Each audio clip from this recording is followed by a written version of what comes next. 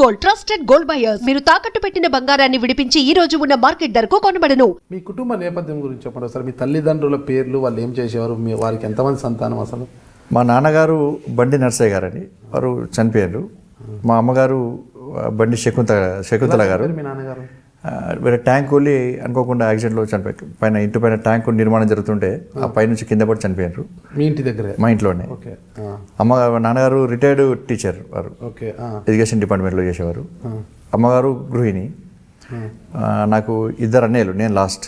శ్రవణ్ కుమార్, సంపత్ కుమార్ అని, నేను లాస్ట్. వాళ్ళిద్దరు ప్రైవేటు కళాశాలలో లెక్చరర్స్గా పనిచేస్తూ ఉన్నారు. మా అక్కయ్య శైలజ అని చెప్పి అంతకంటే పెద్ద మా అక్కయ్య. మా బావగారేమో గవర్నమెంట్ టీచర్. మీ నాన్నగారు ఏం చేసేవారు?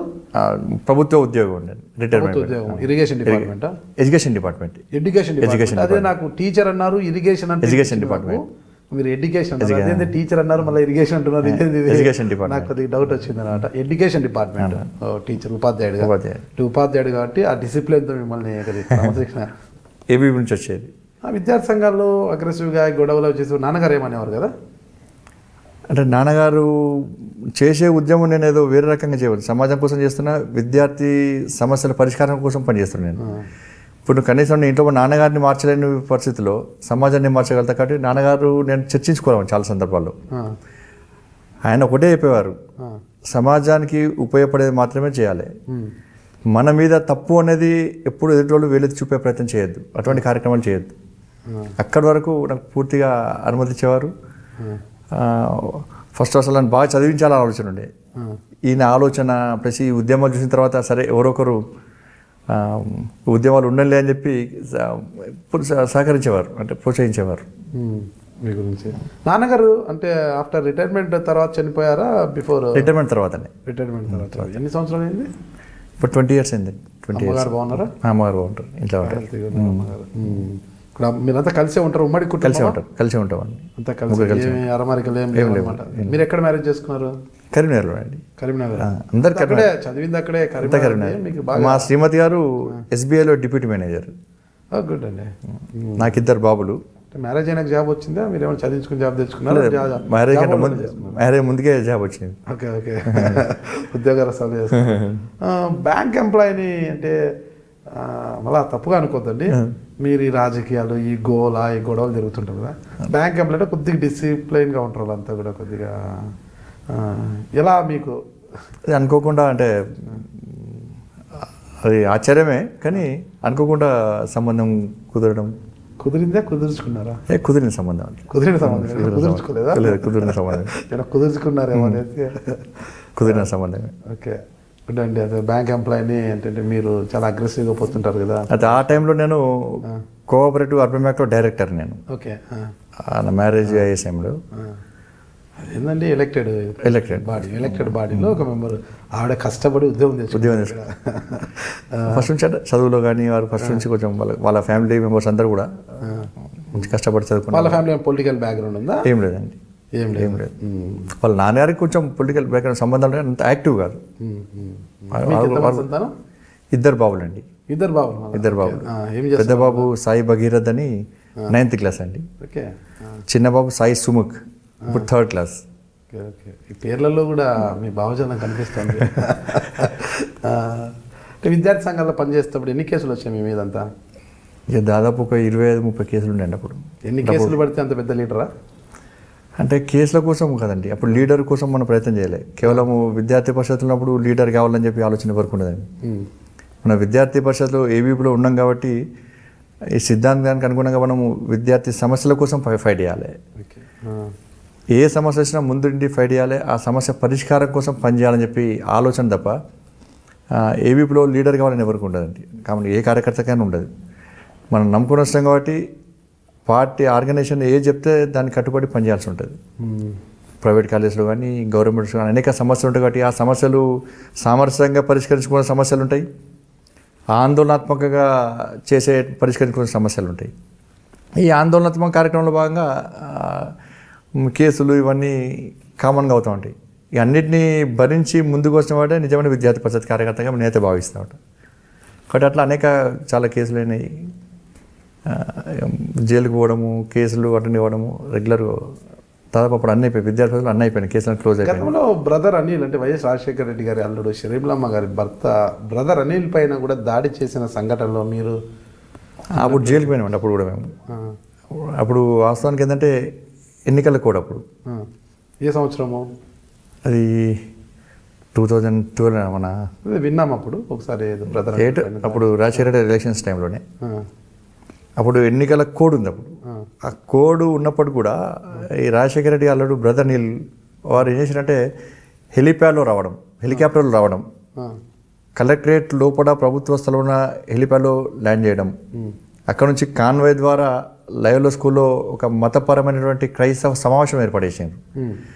ఆ సమావేశానికి స్టిక్కర్ అంటేసుకొని ఆయన ఇన్నోవా వెహికల్కు కాన్వాయ్ ద్వారా స్టిక్కర్ అంటేసుకొని సైరన్తో ఆ లైవ్లో కాలేజీలో జరిగిన మా క్రైస్తవ సమావేశానికి హాజరై అందులో రాజశేఖర రెడ్డి గారిని తిరిగి ముఖ్యమంత్రిని చేయాలి, ఆయన మన కోసం క్రైస్తవుల కోసం పనిచేస్తున్నాడు, అనేక సంక్షేమ పథకాలు వాళ్ళు అమలు చేస్తున్నాడు మన కోసం, కాబట్టి వారు ఎట్టి బస్సులో తిరిగి ముఖ్యమంత్రిని చేసే విధంగా అందరూ ప్రేయర్ చేయాలని చెప్పి అందరితో ప్రేయర్ చేయించడం, రాజశేఖర రెడ్డి గారు సందేశం ఇచ్చినటువంటి సీడీ ఓపెన్గా వారికి వినిపించడం, ఆడ ప్లస్ కరపత్రాలు ఉంచడం.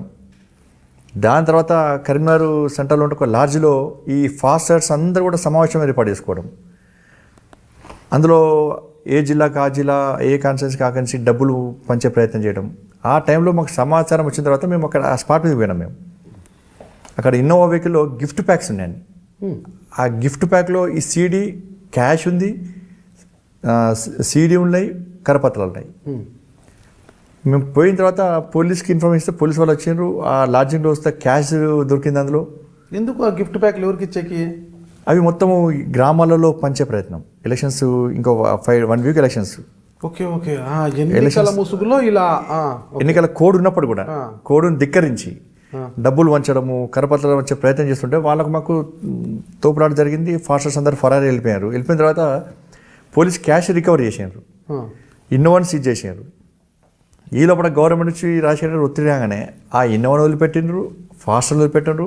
మేము చట్టానికి అనుగుణంగా చట్టానికి పట్టిస్తే మమ్మల్ని దాదాపు 10 రోజుల పాటు జైలుకు పంపించారు. మమ్మల్ని మేము గొడవ వేస్తామని చెప్పి తిరిగి వాళ్ళ మీద కేసు పెట్టినారు.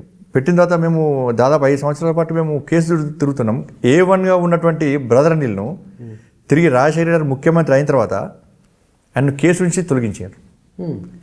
ఎంక్వైరీలో మాత్రము క్యాష్ రికవర్ ఉంది,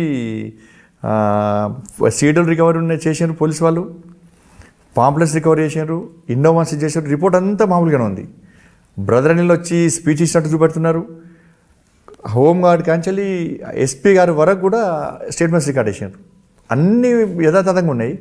కానీ మళ్ళీ రీఎంక్వైరీ అని చెప్పించి కేవలం బ్రదర్ అనిల్ని తొలగించడం కేసు నుంచి, ఈ సంబంధం లేని లోకల్ ఫాస్టర్ను కేసులో పెట్టండి. ఇప్పటికీ మేము కేసు నడుస్తుంది. ఇప్పుడు అదే కేసులో ఇప్పుడు హైకోర్టులో వేసినాం మేము. బ్రదర్ గారిని ఏ విధంగా దాడి ఏం చేయలేండి, వాళ్ళకు మాకు తోపులాట జరిగింది అంతే. తోపులాట జరిగింది, వారు ఫరారయ్యారు. సరే పోతున్న సమయంలో ఒకతను మోర్లో పడ్డాడు, అక్కడ డ్రైన్లో పడ్డాడు ఒకతను.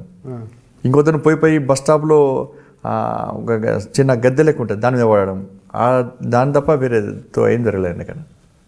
అంటే వాటిని మీరు అడ్డుకునే ప్రయత్నంలో జరిగిన తోపులాటకు సంబంధించి పోలీస్ కేసులు కావడం ఈ రోజుకి కోర్టు చుట్టూ తిరుగుతున్నారు. పోలీస్ కేసులు దానికోసం కాలేండి, మేము పోయి అడ్డుకున్నాం వాళ్ళని చెప్పి. అంటే లాడ్జి మీద దాడి చేసినట్టు, వారి మీద దాడి చేసినట్టు కేసు పెట్టారు మాకు.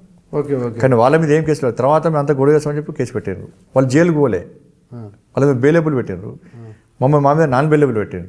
అంటే ఇప్పుడు అదే చెప్తున్నాను నేను, ఎవరైతే ధర్మం చట్టానికి అనుగుణంగా చట్టాన్ని గౌరవిస్తాడో, రాజ్యాంగాన్ని గౌరవిస్తాడో వాళ్ళ మీద నాన్ బెయిలబుల్ కేసు ఈ దేశంలో, ఈ రాష్ట్రంలో.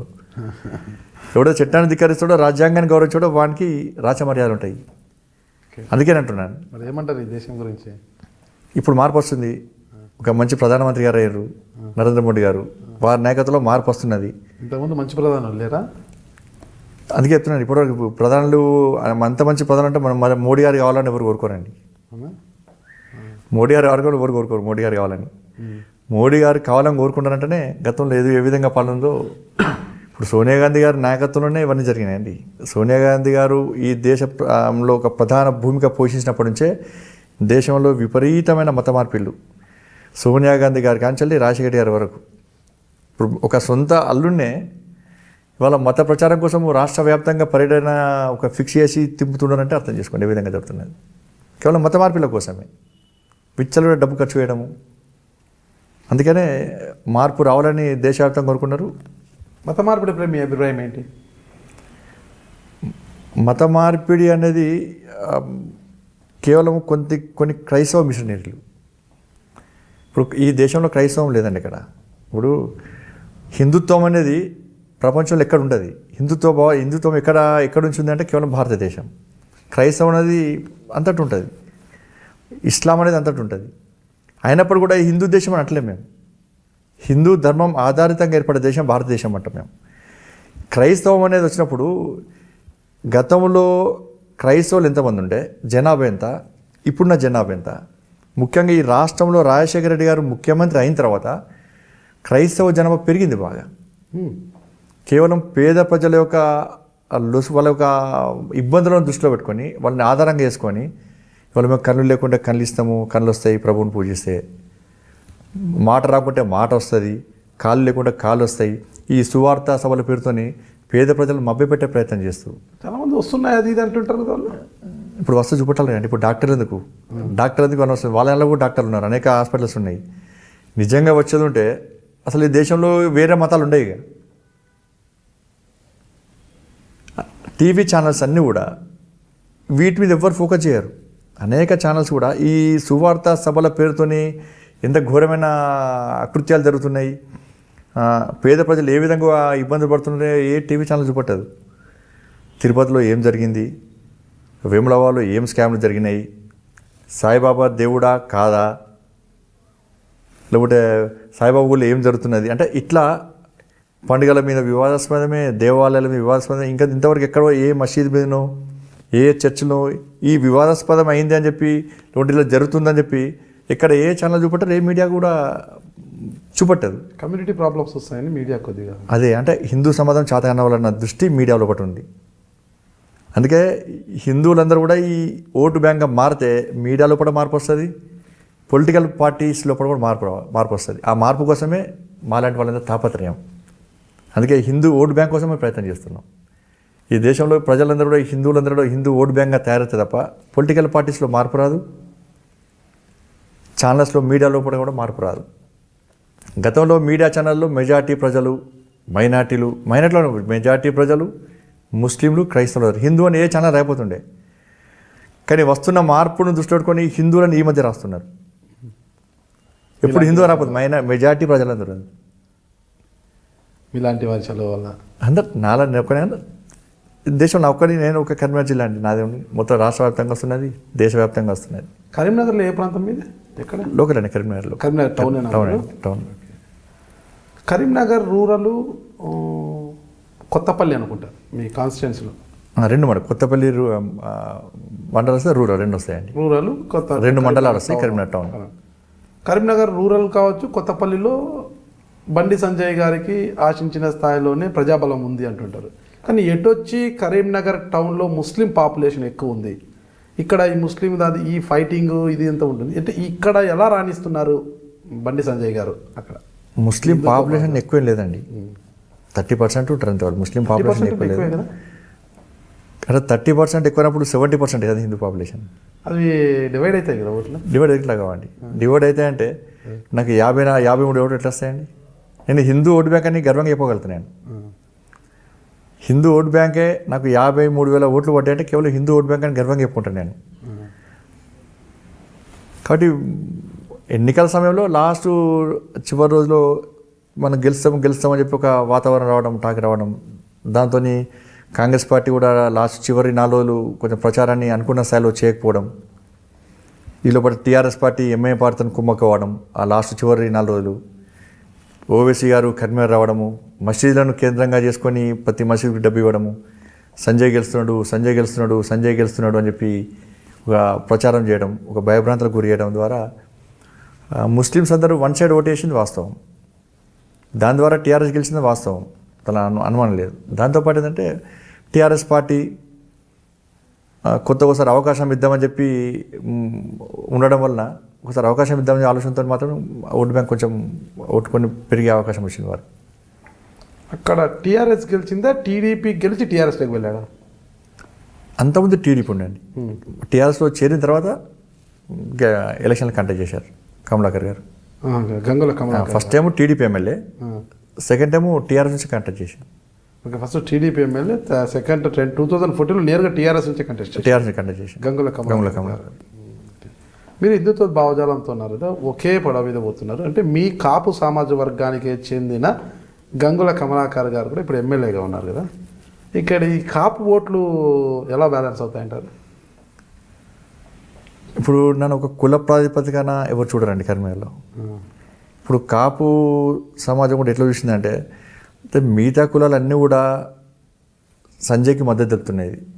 సంజయ్ హిందూ ధర్మం కోసం పనిచేస్తున్నాడు కాబట్టి మిగతా కులాలన్నీ కూడా హిందూ ధర్మం గురించి ఆలోచిస్తే సంజయ్కి మద్దతు తెలుపుతున్నప్పుడు కాపు సామాజిక వర్గంగా మనం కూడా ఎందుకు చేయొద్దు, మనం కూడా అందరిలో పాటు మనవాడే కదా అనే ఒకటి హిందుత్వ భావజాలంతో మాత్రమే నాకు మద్దతు తెలుపుతారండి. ఇలా కుల ప్రాతిపదికన ఎవరు పోటీ చేయాలి, ఎవరు గెలవాలన్నా అది మూర్ఖత్వం అవుతుంది. ఇప్పుడు కాపులు తెలంగాణలో బీసీలుగా, అది ఏపీలోకి వెళ్ళాలకే వాళ్ళు ఓసీలుగా ఉన్నారు. ఓసీలే ఉంటారు తెలంగాణలో కాపు మొదటి నుంచి కూడా. అదే ఇక్కడ బీసీ, అక్కడ ఓసీలుగా ఉంటారు. ఇప్పుడు వారిని కూడా బీసీ జాబితాలో చేర్చాలని నరేంద్ర మోడీ గారు ఓకే చేస్తారంటారా? అంటే అక్కడ స్థితిగతులు, కాపుల స్థితిగతులు నాకు పెద్ద అవగాహన లేదు దాని మీద. కాపు బిడ్డగా మీరేమంటారు ఏపీలో ఉన్న కాపుల గురించి?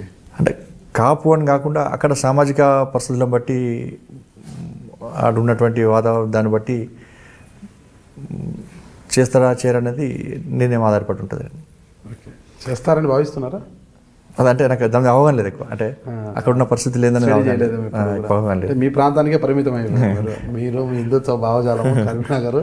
అదే మీరు విద్యార్థి దశ నుంచి దాటిన తర్వాత విద్యార్థి సంఘాల ఎప్పుడు రాజకీయ అరంగేట్రం జరిగిందంట? విద్యార్థి పరిషత్ తర్వాత అప్పుడు పోలీస్ కేసులు ఎక్కువ కావడం, కొంచెం ఇబ్బందులు ఎదురయ్యే పరిస్థితిలో నన్ను యువమోర్చా బీజేవైఎంలకు వెళ్ళిపోయాను నేను. బీజేవైఎం అంటే నెక్స్ట్ ఆర్గనైజేషన్. బీజేవైఎంలో టౌన్ ప్రెసిడెంట్ నుంచి నేను జాతీయ కార్యదర్శి కూడా పనిచేసినాను. స్టేట్లో కానీ టౌన్ నుంచి స్టేట్లో చేసిన, స్టేట్ నుంచి సెంట్రల్ లెవెల్లో కూడా జాతీయ కార్యదర్శి కూడా చేశాను నేను. దాని తర్వాత బీజేపీలో టౌన్ సెక్రటరీ నుంచి ఇప్పుడు రాష్ట్ర అధికార ప్రతినిధి వరకు అనేక బాధ్యతలు ఇలా పార్టీలో కానీ ఇన్ఛార్జ్. ఇప్పుడు అధికార ప్రతినిధి ప్లస్ కరీంనగర్ కాన్సెప్ట్ పోటీ చేసిన వ్యక్తిగా అక్కడ ఉంది. ప్లస్ నేను 94లో నా ఏజ్ 24 ఇయర్స్. 1994 నుంచి ఇప్పటి వరకు కూడా 20 సంవత్సరాల నుంచి నేను ప్రజాపతిగా ఉంటున్నా. 94లో కోఆపరేటివ్ అర్బన్ బ్యాంక్ డైరెక్టర్. అవి ఈ మామూలు ఎలక్షన్స్ కంటే కష్టం అండి. కరీంనగర్, జగిత్యాల 2 బ్రాంచ్లు ఉంటాయి. దాదాపు 20,000 ఓట్లు ఉంటాయి అందులో. దానిలో అప్పుడు టీడీపీ, బీజేపీ కలిపి ప్యానల్ చేసింది. చంద్రబాబు గారు ముఖ్యమంత్రి గారు అప్పుడు వారు కూడా డైరెక్ట్ ఇన్వాల్వ్ అయ్యారు అందులో. ఈ ఎన్నికల్లో ఎట్టి పట్ల టీడీపీ, బీజేపీ ప్యానల్ గెలవాలని చెప్పి ఆ ప్యానల్ మొత్తం ఓడిపోయింది. ఒక్కనే గెలిచినప్పుడు నేను, మిగతా కాంగ్రెస్ వాళ్ళు గెలిచాను. సెకండ్ టైం మళ్ళీ 2000లో కూడా సెకండ్ టైం మళ్ళీ నేను అర్బన్ బ్యాంక్ డైరెక్టర్ గెలిచాను, హైయెస్ట్ మెజారిటీ. ప్లస్ 2005లో ఫస్ట్ టైం కార్పొరేటర్గా గెలిచాను. 2000 ఇప్పుడు మళ్ళీ మొన్న కూడా కార్పొరేటర్ గెలిచి హైయెస్ట్ మెజారిటీ నాది. కార్పొరేటర్ ఇప్పుడు ప్రస్తుతం కార్పొరేటర్గా ఉన్నాను. ఇంకా నేను ఫస్ట్ టైం కార్పొరేటర్, మీరు సెకండ్ టైం కార్పొరేటర్. అంటే 20 సంవత్సరాల నుంచి కంటిన్యూస్గా ప్రజాప్రతినిధిగా ఉన్నాను. ఓకే. ఇప్పుడు కూడా ఇద్దరు మాత్రమే గెలిచినట్టున్నారు కరీంనగర్. రాపర్తి విజయ్ గారు, రాపర్తి విజయ్ గారు ఇద్దరు కార్పొరేటర్గా ఉన్నారు. మీరు అంటే ఎమ్మెల్యే అభ్యర్థిగా పోటీ చేసి మంచి ఓట్ బ్యాంక్ సాధించిన మీరు, అంటే దాదాపు 54,000 ఓట్లు సాధించిన మీరు కార్పొరేటర్గా కొనసాగుతున్నారు కదా, ఎలా అనిపిస్తుంది అసలు? అంటే ఎమ్మెల్యే ఎలక్షన్స్ కంటే ముందే కార్పొరేషన్ ఎలక్షన్స్ వచ్చినాయండి. అప్పటికి ఎమ్మెల్యే ఎలక్షన్స్ కాలే. కరెక్ట్. కార్పొరేటర్గా ఎలక్షన్స్ తర్వాత ఎమ్మెల్యే ఎలక్షన్స్ వచ్చినాయి. ఎలాగూ వచ్చిన తర్వాత రాజీనామా చేసి ఇంకొకరికి అవకాశం ఇచ్చిండొచ్చు కదా మీరు? అంటే ప్రజాప్రతినిధిగా ఉండాలని చెప్పి పార్టీ నిర్ణయించింది కాబట్టి ఒకసారి గెలిచిన తర్వాత మళ్ళీ రాజీనామా చేయడము, గెలిస్తే రాజీనామా చేయొచ్చు, గెలవకుండా రాజీనామా చేస్తే ప్రజాప్రతినిధి అనేది ఒకటి ఉద్యమాలు చేసే ప్రజాప్రతినిధి కంపల్సరీ ఉండాలి. మనం చేసే ఉద్యమాలకు కానీ దేనికైనా ఇంపార్టెన్స్ ఉండాలి. ఎన్ని వార్డులు ఉన్నాయండి మొత్తం కార్పొరేషన్లో? 50 డివిజన్లు అండి. 50 డివిజన్లకు కానీ 2 డివిజన్లు బీజేపీ. ఎలా ఉంటుంది సమావేశాల్లో బీజేపీ యొక్క వాణి బాణి అసలు కరీంనగర్లో సమావేశాలు జరిగాయండి. జరగవా? ఏ? మార్చ్ బడ్జెట్ సమావేశాలు తప్ప సమావేశాలు జరిగాయి. ఆ.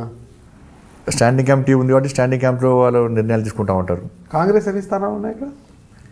కాంగ్రెస్ 11, 12 ఉన్నట్టున్నాయి. టీడీపీ టీడీపీ లేదండి. లేదు. టీడీపీ ఒకటి ఉండే, ఆ ఒకరు టీఆర్ఎస్లోకి వెళ్ళిపోయారు. ఓకే, వెళ్ళిపోయారు. ఇంకా మీదన్నీ బీజేపీ స్వతంత్రులు లేరు. స్వతంత్రులు 3 ఉన్నారు, ఇక వాళ్ళు కూడా టీఆర్ఎస్. టీఆర్ఎస్ వెళ్ళిపోయారు అంతే. ఆడ 11, ఈడ 2 తిన్న 13 మంది పోరాటం చేస్తున్నారనమాట. అంటే రాజకీయ అరంగేట్రం చేసి దాదాపు 94 నుంచి కూడా మీరు ప్రజాప్రతినిధిగా కొనసాగుతున్నారు. ఒక నియంత్రణ వ్యవహరిస్తారు బండి సంజయ్ గారు. ఎవరి మాట వినరు, ఆయన మాటే అందరూ వినాలి. అసలు ఆయన ఒక్కరే, ఆయన రూటే సపరేట్ అంటుంటారు. ఎవరి మాట వినరంట, మీరు ఎవరిని పట్టించుకోరట, ఒక మొనోపొలిలా వ్యవహరిస్తుంటారట. అంటే ఎవరినండి పట్టించుకోవడం? పార్టీలో ఎవరిని కూడా మీరు ఆర్ఎస్ఎస్ నేపథ్యము, ఆర్ఎస్ఎస్లో పై స్థాయి నాయకుల సహకారంతోనే బీజేపీలోకి వచ్చారు. ఈ రోజుకి కూడా వారి ఆశీర్వాదం మొత్తం కూడా బండి సంజయ్ గారి ఉంది. దానివల్లనే బీజేపీలో ఎవరిని లెక్క చేసే పరిస్థితి లేదు. బండి సంజయ్ గారు తను స్ట్రైట్గా తను అనుకున్నది వెళ్తుంటారు. కనీసం జిల్లా నాయకులను కూడా తను చేసే కార్యక్రమాలకు పిలవరు. సొంత ఇమేజ్, అందరూ వస్తే తన ఇమేజ్ ఎక్కడ తగ్గిపోతుందనే ఉద్దేశంతో సొంత ఇమేజ్ కోసం పాకులాడే వ్యక్తి బండి సంజయ్ గారు. మీరేమంటారు? అయితే ఆర్ఎస్ఎస్ ఎప్పుడు ఇన్వాల్వ్ కాదండి. ఆర్ఎస్ఎస్ నాకు కూడా ఎప్పుడు సపోర్ట్ అయ్యేది. ఆర్ఎస్ఎస్ బీజేపీలో ఇన్వాల్వ్మెంట్ ఆర్ఎస్ఎస్ ఎప్పుడు ఉండదు. సరే అనుకోని పరిస్థితుల్లో సలహాలు సూచనలు ఉంటుంది. ఆర్ఎస్ఎస్ ఎప్పుడు ఇన్వాల్వ్ అయ్యి ఈయన లీడర్ చేయాలి, ఈయన చేయాలని చెప్పి ఎప్పుడు ఆర్ఎస్ఎస్ భావించదు. ఇన్వాల్వ్మెంట్ ఆర్ఎస్ఎస్ ఎప్పుడు ఉండదు. మీరు అడిగిన దానికి సమాధానం ఏంటంటే అసలు మేము దాదాపు అందరు కలిసి పనిచేస్తూ ఉంటాం, దానిలో ఇబ్బంది లేదు. కొన్ని కార్యక్రమాల లోపల అభిప్రాయ భేదాలు వస్తాయి. ప్లస్ నేను మొదటి టౌన్కే పరిమితం. నేను టౌన్లో జరిగే కార్యక్రమాలకు జిల్లా పార్టీ వాళ్ళు వస్తారు, జిల్లా పార్టీ జరిగే కార్యక్రమాలకు నేను పోవడం తక్కువ. ఎందుకంటే కరీంనగర్ హెడ్ క్వార్టర్లో జరిగితే కంపల్సరీ పోవాల్సి వస్తుంది. నేను అంతకుముందు కరీంనగర్ టౌన్ ప్రెసిడెంట్గా ఉన్నా. ఇప్పుడు మొన్న నేను రాష్ట్ర అధికార ప్రతినిధిగాను. కాబట్టి అందరు కలిసే పనిచేస్తాం. కొన్ని విషయాల్లో ఏ రాజకీయ పార్టీని కూడా అభిప్రాయ భేదాలు వస్తూ ఉంటాయి. అంటే కరీంనగర్లో ఏ ప్రోగ్రామ్ జరిగినా మీరు ఎవరిని పిలవరు? కలిసి అట్లే ఉండదు. జిల్లా కమిటీని కావచ్చు, రాష్ట్రం ఎవరిని పిలవరు, మీ అంతా మీరు కార్యక్రమాలు లేదు. జిల్లా పార్టీ అందరు కలిసి నిర్ణయం తీసుకుంటాం. కరీంనగర్ ఇప్పుడు ఒక గ్రామం ఉంటుందండి. ఒక గ్రామంలో సర్పంచ్ ఎలక్షన్స్ వస్తాయి, లేకపోతే ఎంపీటీసీ వార్డు ఎలక్షన్స్ వస్తూ ఉంటాయి. ఒక నాయకత్వం తయారు చేయాలి. అక్కడ తయారు చేయాలంటే బండి సంజయ్ యొక్క గ్రామంలో ఉద్యమాలు చేసి పోతూ ఉంటే అక్కడ నాయకత్వం రాదు. కాబట్టి పార్టీ కూడా అదే ఆలోచిస్తుంది. నాయకత్వాన్ని తయారు చేయాలి మనం. ప్రతి నాయకుని ఏదో ఒక గ్రామంలో కానీ, ఒక డివిజన్లో కానీ, ఒక టౌన్లో కానీ, ఒక జిల్లాలో కానీ ఒక నాయకత్వము లోపం అనేది ఉండద్దు. పార్టీలో నాయకుడు సొంతంగా తయారు చేయాలి, అవకాశం ఇవ్వాలి మనం అని చెప్పి పార్టీ నిర్ణయిస్తుంది. అంతే తప్ప దీన్ని కరీంనగర్లో జరిగేదానికి ఎక్కువ కార్యక్రమాలు చేస్తూ ఉంటాను నేను. ప్లస్ నేను చేసే కార్యక్రమాలు కొంతమంది నచ్చుతాయి, కొంతమంది నచ్చాయి. నేను ఎక్కువ ధర్మం కోసం పనిచేస్తూ ఉంటాను. పాలిటిక్స్ తక్కువ. నేను పాలిటిక్స్ విషయంలో ఎక్కువ ఇన్వాల్వ్ కాదు. నేను ధర్మం కోసం ఎక్కువ పనిచేస్తే కాబట్టి కొంతమంది నచ్చేవాళ్ళు వస్తారు, నచ్చకుండా ఉండేవాళ్ళు రారు. దానిలో అట్లా అని చెప్పి నేను వన్ సైడ్ పోతున్నా అని చెప్పి నాకు వాళ్ళు సహకరిస్తారు, నేను వాళ్ళకి సహకరిస్తున్నా, వాళ్ళు నాకు సహకరిస్తారు. అట్లా లేకుండా పార్టీ క్రమశిక్షణ ఉల్లంఘన అవుతుంది. ఇన్ని రోజులు పార్టీలో నేను ఉండేవాళ్ళు కాదు, లేకుంటే నన్ను వ్యతిరేకించే వాళ్ళు ఉండేవాళ్ళు కాదు, ఎవరు ఉండేవారు కాదు. అది క్రమశిక్షణకు మారిపోయారు భారతీయ జనతా పార్టీ. ఇది ఒక సంజయ్ మీదనో ఒక వ్యక్తి మీద నడిచే పార్టీ భారతీయ జనతా పార్టీ కాదు, ఇది జాతీయ పార్టీ. మరి అలాంటి ఆరోపణలు ఎందుకు వస్తున్నాయి అసలు? ఈ ఆరోపణలు మధ్యలో వాళ్ళు చెప్పినాయండి. ఆరోపణలు ఎప్పుడు రాలే, ఎప్పుడు కలిసి పనిచేస్తాం నేను చెప్తున్నాను. అభిప్రాయ భేదాలు ఉంటాయి కార్యక్రమాల విషయంలో. ఇప్పుడు టౌన్లో జరిగే అనుకోకుండా బర్నింగ్ ఏదో జరుగుతుంది, అనుకోకుండా కార్యక్రమం చేస్తాం. వచ్చే వాళ్ళు వస్తారు, అనుకూలంగా లేని వాళ్ళు, ఇది నాకు నచ్చదని వాళ్ళు రారు. నా కార్యక్రమాలు ఎక్కువ అవే ఉంటాయి. రాపర్తి విజయ్ గారు మీ సహ కార్పొరేటర్ అయిన రాపర్తి విజయ్ గారికి మీకు సంబంధాలు ఎలా ఉన్నాయంటారు? కలిసి మాట్లాడదండి. అంటే కార్యక్రమాలు ఏం ఆవిడని ఏది కార్యక్రమాలు కూడా పిలవరంటే ఆయనతోనే మీకు పెద్ద గ్యాప్ ఉంది అంటుంటారు. కార్యక్రమాలు అసలు వాస్తవానికి ఈ మధ్యలో కార్పొరేషన్ కానీ ఇవన్నీ కార్యక్రమాలు ఏం జరగలేండి. ఏం జరగలేదు. వాళ్ళు చేశారు, మొన్న వారు చేశారు. రాపర్తి విజయ్ గారిని పిలవరు, రాపర్తి విజయ్ మీకు చాలా గ్యాప్ ఉంది అంటారు. అసలు ఏంటి ఆ గ్యాప్? గ్యాప్ ఏం లేదండి, గ్యాప్ ఏం లేదు. మొన్న కార్యక్రమం చేశారు వాళ్ళు ముట్టడి. ఆ రోజు నాకు ఫోన్ చేశారు వారు, రాపర్తి విజయ్ గారు ఫోన్ చేశారు. నేను ఆ రోజు బెంగళూరులో ఉన్నాను. నేను చేశారు. మేము చేసే కార్యక్రమం పిలుస్తూ ఉంటాం. అనుకూలం అంటే వాళ్ళకు అవకాశం ఉంటే వస్తారు, లేకుంటే ఇప్పుడు మహిళా మోర్చా జిల్లా అధ్యక్షురాలు వారు, మహిళా మోర్చాకు సంబంధించి అనేక కార్యక్రమాలు చేస్తూ ఉంటారు వాళ్ళు. కార్పొరేషన్ పరంగా చేసినప్పుడు కలిసి చేస్తూ ఉంటాం, అనేక సందర్భాల్లో కలిసి పని చేసినాం మేము. దానిలో ఎలాంటి భేదాభిప్రాయం లేదు, లేదు. అట్లేం లేదు. మరొక లీడర్ పి సుగుణాకర్ రావు గారు తెలుసు కదా. అవునండి. పి సుగుణాకర్ రావు గారితో కూడా మీకు విభేదాలు ఉన్నాయి. ఆయన భూదందాలు చేస్తున్నారు, ఒక ల్యాండ్ కబ్జా చేశారనేది కూడా ఒక ప్రముఖ పత్రికలో మీరే ఒక ఆర్టికల్ రాయించి ఆయనను బదనాం చేశారు. కాన్స్టిట్యుయెన్సీలో ఆయన్ని డమ్మీ చేసి మీరు ఫోకస్ కావాలనే ఒక లక్ష్యంతోనే సుగుణాకర్ రావు గారి పైన ఒక ఆర్టికల్ రాయించారు, అందులో మీ హస్తమే ప్రధానంగా ఉంది అంటున్నారు. తప్పండి. సుగుణాకర్ రావు గారు మొదటి నుంచి కూడా విద్యార్థి పరిషత్ కార్యకర్త, ఒక మంచి నాయకుడు. విద్యార్థి పరిషత్ కార్యకర్తగా ఉన్నప్పుడు అనేక ఉద్యమాలు చేశారు. కరీంనగర్ అసెంబ్లీలో కూడా నాకు ముందు కూడా వారు అనేక సహాయ సహకారాలు అందించారు. విద్యార్థి పరిషత్లో ఉన్నప్పుడు వారు కొత్త కరీంనగర్కి వచ్చినప్పుడు కూడా కలిసి పనిచేసినాం. ల్యాండ్ విషయము ఆ విషయం అనేది వారికి సంబంధం లేదు అందులో.